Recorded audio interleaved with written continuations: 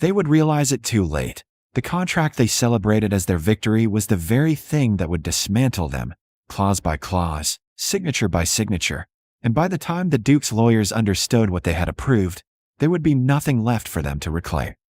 The carriage wheels had barely stilled against the gravel of Vermont Manor when the weight of inevitability seemed to settle over the estate, quiet and suffocating, as though the walls themselves were aware that something irreversible had already begun. Inside, beneath chandeliers that cast a restrained golden glow over polished floors and inherited arrogance, the Duke's legal counsel had gathered with their usual precision, documents aligned, ink prepared, their confidence so completed, bordered on indifference, for this was not a negotiation in their minds but a formal conclusion to a matter long decided, and at the center of it all stood Lady Arwen Hale, composed, silent, and entirely unreadable, as though she had arrived not to contest her fate, but to acknowledge it. The contract before her was thick with language designed to obscure its true purpose beneath layers of civility. Every clause crafted to ensure that her late father's estate, lands that had remained under Hale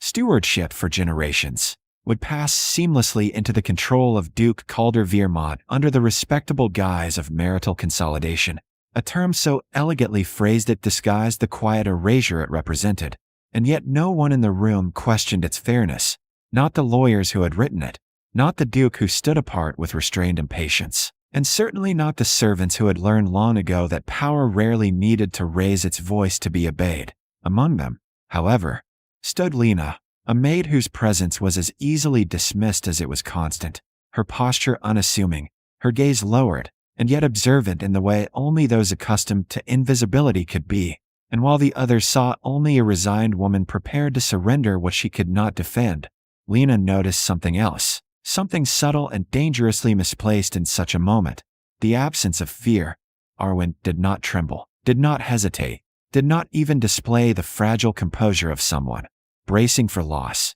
Instead, she stepped forward when prompted, accepted the pen offered to her without comment, and allowed her eyes to move across the document not with urgency, but with precision, as though she were not searching for salvation within its terms, but confirming something already known. And when at last she signed her name, the movement was steady, deliberate, final in a way that seemed to satisfy everyone in the room except the one person who understood that such calm did not belong to defeat. "Very wise, my lady," one of the lawyers remarked with polite satisfaction, gathering the pages as though the matter had been concluded exactly as intended, while another added a brief note regarding the timeline for asset transfer, their voices measured, efficient, already shifting their attention to the next task, as though Arwen herself had ceased to be relevant the moment her signature touched the paper. And through it all the Duke remained unchanged, watchful but detached, as if what had just occurred was not a victory worth celebrating, but merely an outcome that had never been in doubt.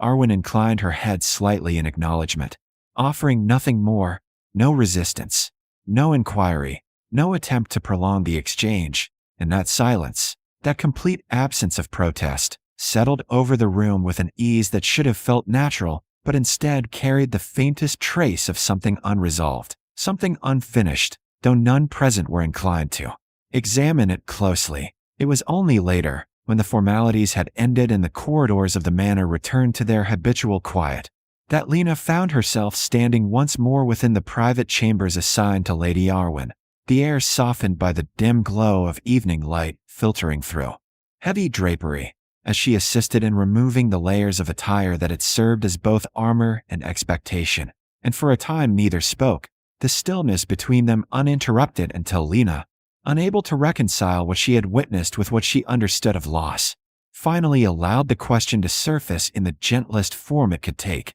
"My lady, the contract," she began, her voice barely more than a breath, hesitant not from fear, but from the weight of what she suspected, and Arwen paused only briefly before meeting her own reflection in the mirror, her expression unchanged, her composure as intact as it had been in the presence of those who believed themselves victorious. "Will destroy you," Lena finished softly, though even as she spoke the words, doubt lingered, not doubt in Arwen, but in the narrative that had been so confidently accepted by everyone else. And it was then, in that quiet, unguarded moment away from the scrutiny of power and pretense. That something shifted, something revealed itself not through declaration but through the smallest fracture in expectation, as Arwen's lips curved into a faint, almost imperceptible smile, not one born of resignation, nor of defiance, but of certainty. Only, she replied with a calm that carried no need for emphasis.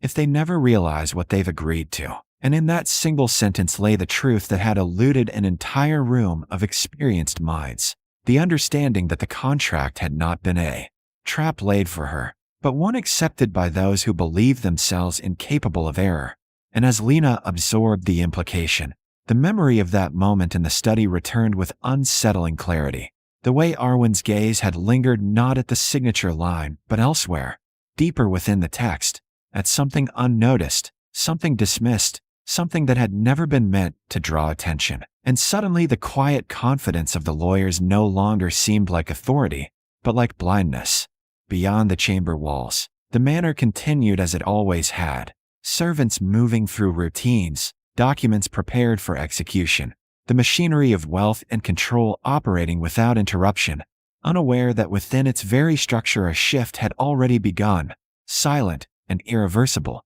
set into motion not by force or defiance, but by understanding, by patience, by the willingness to allow others to believe they had already won. And as night settled over Vermont, wrapping its halls in a calm that concealed far more than it revealed, one truth stood quietly at its center. This had never been the story of a woman losing everything, but of a moment so carefully orchestrated that those who witnessed it would not recognize its meaning until the consequences could no longer be undone. By the time the first formal notice of transfer was prepared, the manor had already settled into the quiet rhythm of assumption. Papers moved where they were meant to, signatures were verified in orderly succession, and the Duke's legal counsel proceeded with the calm efficiency of men who believed the outcome to be not only secure, but inevitable, their earlier confidence untouched by doubt, as though the matter of Lady Arwen Hale's estate had already passed into history rather than standing, delicately and precisely,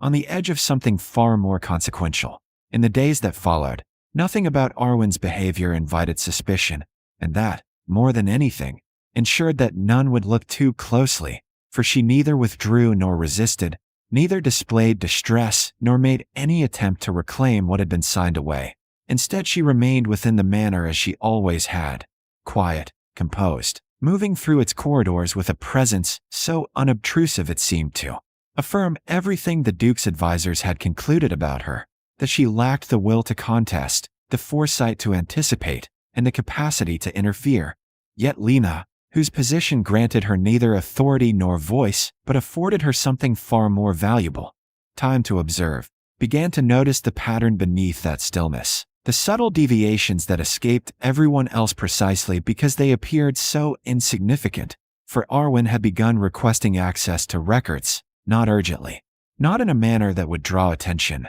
but gradually, methodically, one document at a time. Estate ledgers from years long past, correspondences that predated her marriage, legal archives that had not been consulted in decades, and each request carried the same quiet justification, a desire, it seemed, to understand what she was about to lose, a sentiment so reasonable that it passed without scrutiny. The clerks complied, the archivists obliged, and the lawyers, had they been asked, would have dismissed it entirely as a harmless indulgence of sentiment, never considering that what Arwen sought was not memory, but structure, not comfort, but confirmation. She spent hours in the lesser-used study, where the light fell in narrow angles across aged wood and dust-laden volumes, her attention steady, her movements unhurried, as though she were tracing something that had already been outlined long before the contract had ever been drafted. And Lena, standing at a respectful distance, came to understand that this was not preparation born of desperation,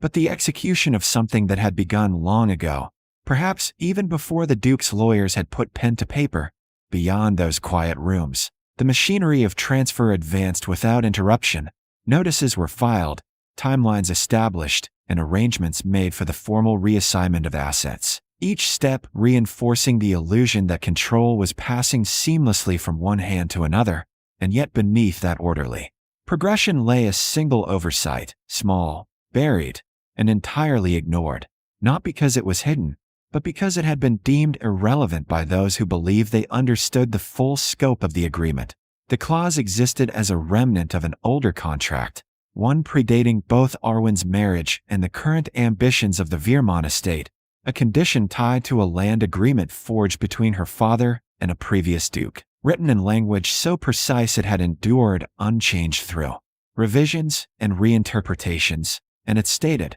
with unyielding clarity, that should the Hale estate ever be transferred under coercive or consolidative marital terms, ownership would not default to the receiving party, but would instead be redirected to a designated third-party trust named within the original charter, a trust long believed to be defunct, its dissolution assumed, its relevance dismissed. And it was this assumption, quiet, unchallenged, and entirely unverified, that had allowed the Duke's lawyers to construct their contract without accounting for the one condition that could invalidate their entire design. Lena did not know the exact wording, nor did she yet understand the full extent of its implications, but she saw enough to recognize that Arwen was not searching for a way out. She had already found it, and what remained was simply to ensure that no one else discovered it before it was too late to intervene. "You were not trying to stop them," Lena said softly one evening, unable to keep the observation unspoken any longer,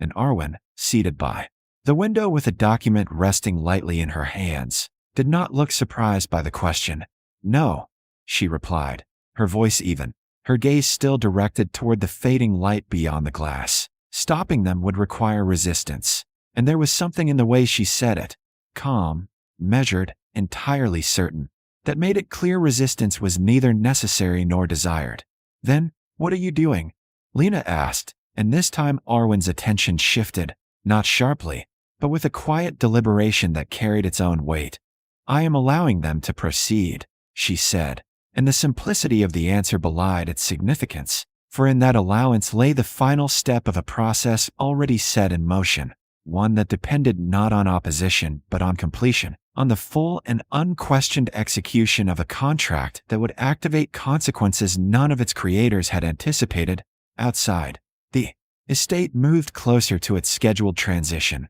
The lawyers reviewed their documents with habitual thoroughness, their confidence unshaken, their oversight unnoticed, and the Duke himself remained distant from the details, trusting entirely in the expertise he had commissioned, unaware that the very precision he valued had become the foundation of his vulnerability. It was not until the final verification stage began, when documents were cross-referenced against historical agreements and archival records, that the first disruption occurred. Subtle at first, a discrepancy noted, a delay introduced, nothing that suggested failure, only a momentary interruption in the expected flow, and yet that pause, that single deviation, carried within it the beginning of unraveling, though no one yet recognized it as such. Lena, however, felt the shift immediately, not because she understood the legal mechanics unfolding behind closed doors, but because she had come to recognize the stillness that preceded consequence, and when she looked toward Arwen, she found her exactly as before, composed, patient, entirely untroubled, her attention no longer fixed on the documents she had spent days reviewing, but on something beyond them, something already decided. And in that moment Lena understood with quiet certainty that whatever had been set into motion could no longer be undone, not by correction, not by argument, not even by realization, for the contract the Duke's lawyers believed to be their greatest advantage had already become something else entirely, something that would not reveal its true nature until the very moment it was too late to change it. And as the manor continued its careful march toward what it believed to be completion, the truth remained hidden in plain sight, that this was not a transfer of power, but the precise and irreversible removal of it, carried out with such restraint and quiet precision that those responsible for it would not see it clearly until they had already lost everything they intended to claim. The moment the transfer halted, it did not announce itself with chaos, but with a silence so complete it unsettled even those accustomed to control, for in the Duke's study, where outcomes were typically decided long before they were spoken, there now lingered an unfamiliar hesitation, a pause that no one could immediately explain, as documents lay open, ink drying where signatures had been confidently placed. And yet the final confirmation, the one formality that would secure everything, had refused to resolve. The lawyers, who had entered the process with their usual precision, now moved with a subtle urgency that betrayed the first signs of fracture, their voices lower, sharper, as they revisited clauses they had already approved, cross-referencing language they had once deemed insignificant, until at last the source of the disruption emerged, not as an error, but as an enforcement. A clause so clearly written it offered no room for reinterpretation, and in that realization came something far more dangerous than a mistake: accountability. The Hale estate had not transferred to the Duke, nor had it remained in Arwen's possession. Instead, it had shifted, entirely and irrevocably, into the control of the third-party trust outlined in the original charter, a trust whose existence the lawyers had dismissed as obsolete, whose relevance they had never verified, and whose authority now stood beyond their reach. "This is impossible," one of them insisted, though the evidence before him required no belief to be valid, only recognition, while another attempted to reconstruct the sequence, to identify the point at which this outcome could have been prevented, only to find that there was none, for the contract had been executed exactly as written, exactly as they had intended, and that precision had become the very mechanism of their defeat. It was then that Arwen was summoned, not as a wife, not even as a participant, but as the one variable they had failed to account for. And when she entered the study, her composure remained unchanged, her presence quiet yet unmistakable, as though she had stepped not into a confrontation, but into the conclusion of something long anticipated. "You manipulated the agreement," one of the lawyers said, his tone controlled but strained by the weight of what he now understood, and Arwen regarded him with the same calm she had shown from the beginning, offering no resistance, no defensiveness, only a simple correction delivered, without emphasis. "No," she replied. "I honored it," and the distinction, subtle as it was, dismantled the argument before it could fully form, for there was no breach to contest, no deception to expose, only a condition they had failed to acknowledge. They pressed further, attempting to reinterpret the clause, to argue intent, to suggest that its application in this context was unintended, but the law did not accommodate their assumptions, and with each attempt their authority diminished, not